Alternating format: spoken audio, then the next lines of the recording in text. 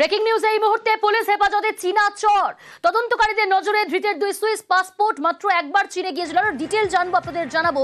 বিশ্বজিৎ রয়েছে আমার সঙ্গে। বিশ্বজিৎ, কিভাবে পুলিশের জালে চীনা চর? দেখো, এসএসবির জালেই এই চীনা চর প্রথম অবস্থায় ধরা পড়ে। নেপালের নাগরিক পরিচয়পত্র দেখিয়ে তিনি কিন্তু নেপাল সীমান্তে করে ভারতে প্রবেশের টক ছিল এবং সেই সময় অসঙ্গতি পাওয়ায় তাকে কিন্তু প্রথম অবস্থায় আটক করা এবং জিজ্ঞাসাবাদ চীনা যোগ স্পষ্টভাবে প্রমাণ পাওয়া তাকে কিন্তু গ্রেফতার করা হয়।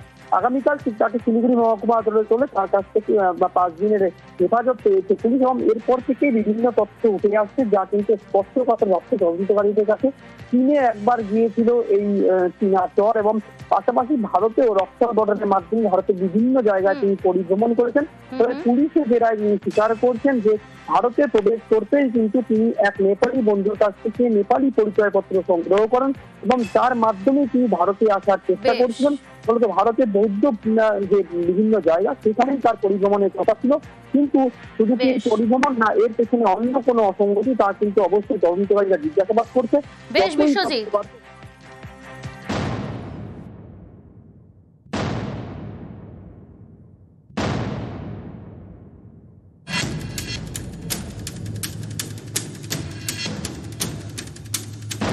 পরিচয় তো নয়, যেন জটিল ধাঁধা।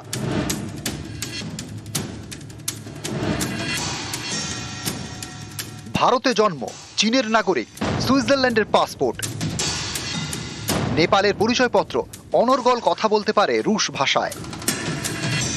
এই ব্যক্তি যে আসলে কোন দেশের সেটা বোঝায় দায়। এমনই এক ব্যক্তিকে চীনা চর সন্দেহে পাকড়াও করেছে এসএসবি। সোমবার শিলিগুড়ির পানি ট্যাঙ্কির কাছে ভারত নেপাল সীমান্ত থেকে তাকে পাকড়াও করা হয়। ধৃতের কাছ থেকে সুইজারল্যান্ডে 2টি পাসপোর্ট উদ্ধার হয়েছে। 2টি পাসপোর্টে 2টি আলাদা নাম। সুইজারল্যান্ডের নথিতেই তাকে জন্মসূত্রে চীনা বলে উল্লেখ করা হয়েছে। ধৃতের কাছ থেকে নেপালের একটি সচিত্র পরিচয়পত্র উদ্ধার হয়েছে। নথির এই গোলক ধাঁধায় কোনটা আসল কোনটা নকল সেটাই ভাবাচ্ছে গোয়েন্দাদের। রহস্য আরও বাড়িয়েছে ধৃত ব্যক্তির বয়ান। তার দাবি, তার জন্ম নাকি ভারতে, দেহরাদুনে। অনেক বছর আগে পরিবার নিয়ে সুইজারল্যান্ডে চলে যান। বছর 2-3 আগে ভারতে আসেন। নেপাল হয়ে ভারতে ঢুকে বুদ্ধগয়া, দার্জিলিং, সিকিমের মতো বিভিন্ন জায়গায় যান। তারপর ফিরে যান সুইজারল্যান্ডে।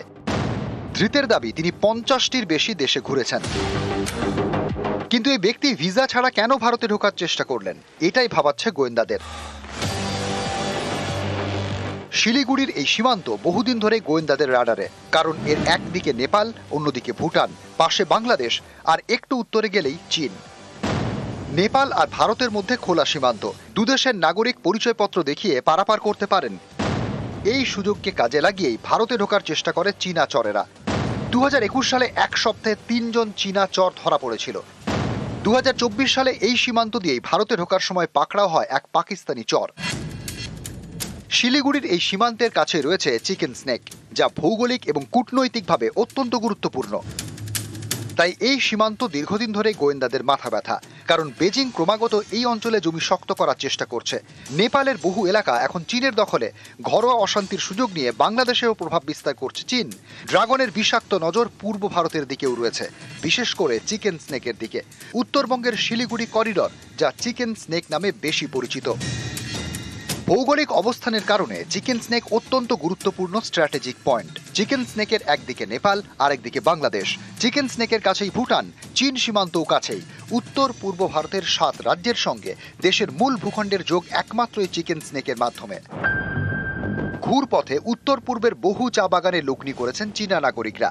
ভারতের মাটিতে নিজেদের অর্থনৈতিক জাল ছড়ানোর চেষ্টা করেছে তারা, কারণ বর্তমান দুনিয়ায় সামরিক দখলদারির থেকেও অর্থনৈতিক দখলদারির কৌশলেই অনেকে শান দেয়।